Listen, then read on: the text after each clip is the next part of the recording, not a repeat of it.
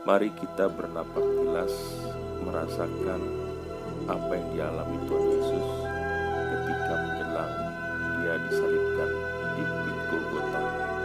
Mulai dari Dia berdoa di Taman Getsemani, diadili sampai pada akhirnya Dia disalibkan. Di bawah pohon ini, Tuhan minta supaya murid-muridnya jaga dengannya, tetapi mereka tidur. Ini terjadi di sini. Di sini kita mempunyai pohon yang paling tua. Pohon zaitun yang paling tua dari seluruh dunia. Masih berbunga setelah 2000 tahun. Bapak-bapak, ibu-ibu sekalian, ini juga Yesus ditangkap. Ini adalah pohon zaitun yang diyakini sudah ada sejak Yesus ada di Taman Getsemani 2000 tahun yang lalu. Dipotong kepada kelilingan orang Romawi terjadi di sini. Di sini, bapak-bapak, ibu-ibu sekalian, kita mau di sini karena orang mau keluar. Kita akan lihat gereja. Benar? Kita bisa lihat gereja ini. Ya. Ini gereja Getsemani yang mempunyai beberapa. Ini adalah gereja segala bangsa, di mana Tuhan Yesus di dalamnya berdoa di bawah batu besar. Sebelum menjelang Dia ditangkap, dari depan gereja kita bisa melihat Golden Gate masih dalam area di Bukit Zaitun.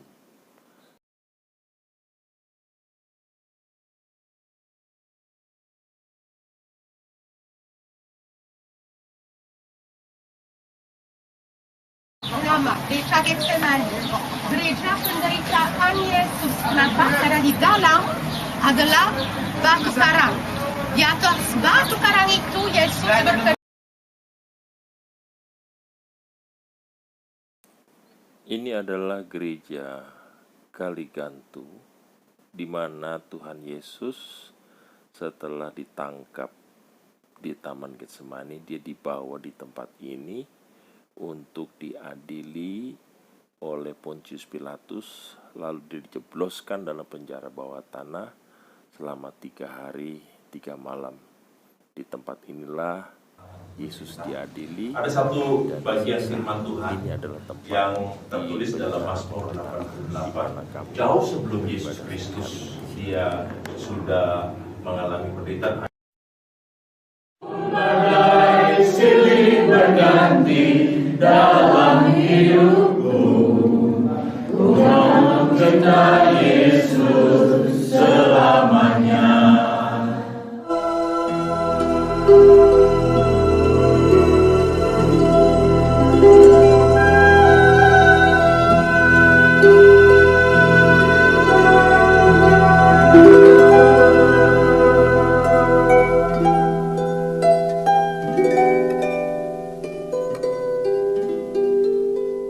Di hadapan-Mu Tuhan, kami debu. Di hadapan-Mu Tuhan, kami buluh yang patah terkulai. Di hadapan-Mu Tuhan, kami rumput yang kering. Di hadapan-Mu Tuhan, kami lemah dan tak berdaya. Kami seperti uap yang sebentar kelihatan, lalu sekejap menghilang dan lenyap tak berbekas. Namun demikian, kami adalah makhluk yang sombong dan congkak. Kami adalah manusia buta dan tuli. Kami adalah manusia bebal tak berakal, bengis dan kejam, berkelakuan sundal. Engkau tidak tahu saat aku melawatmu. Engkau meremehkan saat aku lewat di desa-desamu. Engkau mengejek aku saat berkata-kata di kota-kotamu. Bahkan engkau menolak saat aku mengetuk pintu rumah-rumahmu. Kata-kataku kau anggap sebagai racun yang mematikan, sehingga engkau sepakat untuk membunuh aku. Membunuhku di tempat yang sangat mengerikan, di kayu salib yang terkutuk. Membunuhku untuk menyembunyikan perbuatan-perbuatan kejimu, membunuhku untuk meniadakan rasa bersalahmu.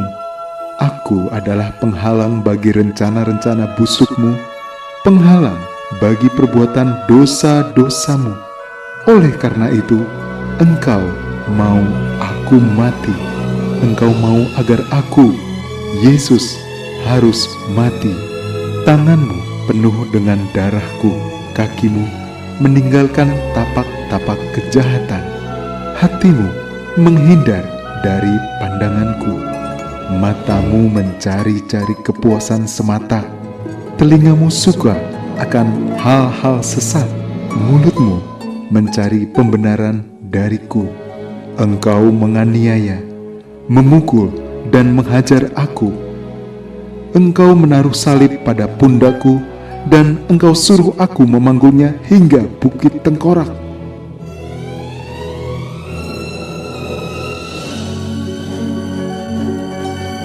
Engkau melubangi tangan dan kakiku dengan paku.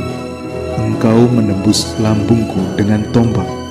Engkau merobek-robek tubuhku dengan cemeti. Engkau pun memahkotai kepalaku dengan mahkota duri. Belum cukup, belum cukup, belum cukup. Bahkan engkau menggantung aku di kayu salib, menggantung aku hingga aku mati. 3 hari kemudian, engkau mendengar kabar yang menggemparkan dunia. Bukan hanya dunia, tapi segenap jagat raya, bahwa aku sudah bangkit dari kubur maut, dan kerajaan maut tidak berkuasa melawanku. Iblis dan segenap tentaranya gemetar ketakutan, tidak berdaya menghadapi Anak Domba. Aku suci dan kudus, tanpa salah dan noda.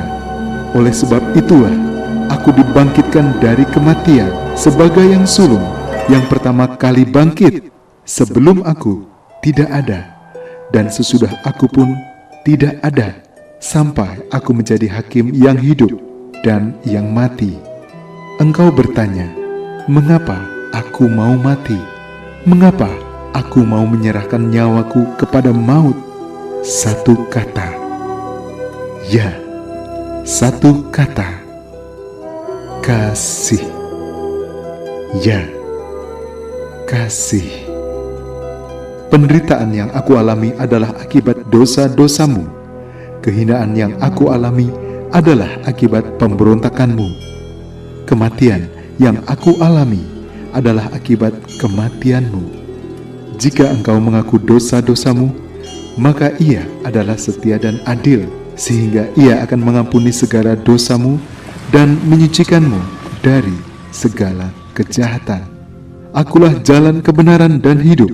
Tidak ada seorang pun yang datang kepada Bapa kalau tidak melalui aku. Akulah pintu. Barang siapa masuk melalui aku, ia akan selamat. Akulah gembala yang baik. Gembala yang baik memberikan nyawa bagi domba-dombanya. Engkau yang tidak berarti, aku jadikan berarti. Anugerah keselamatan, damai sejahtera, kebaikan dan kemurahan sudah aku berikan kepadamu, dan engkau pun dapat berdiam dalam rumah Bapa sepanjang masa, selama-lamanya, sampai selama-lamanya, sebagai anak-anakku yang hilang, tetapi didapat. Sekalian, hal yang paling penting di sini adalah batu karang yang ada di dalam. Ini tempat di mana Tuhan Yesus naik ke surga setelah Dia mati dan bangkit di Yerusalem. Setelah Dia naik ke surga di antara orang Galilea. Berapa hari setelah Dia mati? 3 hari. 40 hari. 43 hari setelah Dia mati. Benar? Ini adalah beberapa tempat yang sangat bersejarah di Yerusalem. Ini adalah tembok ratapan, di mana di dalamnya ada Western Tunnel, dan ini adalah gereja Makam Kudus. כאשר גם אנחנו נסענו לאויבינו ואל תביאנו במסע כי אם תצילנו מן הרשע. Semua jawab Amin. Bapak-bapak, ibu sekalian, sekarang kita mengucapkan doa Bapa kami seperti Yesus sendiri 2000 tahun yang lalu di dalam gua ini. Di tempat inilah, di Yerusalem, Tuhan Yesus hidup dan tinggal serta melakukan segala kegiatannya sehari-hari sambil mengajar murid-muridnya. Antara lain yang diajarkan adalah doa Bapa kami.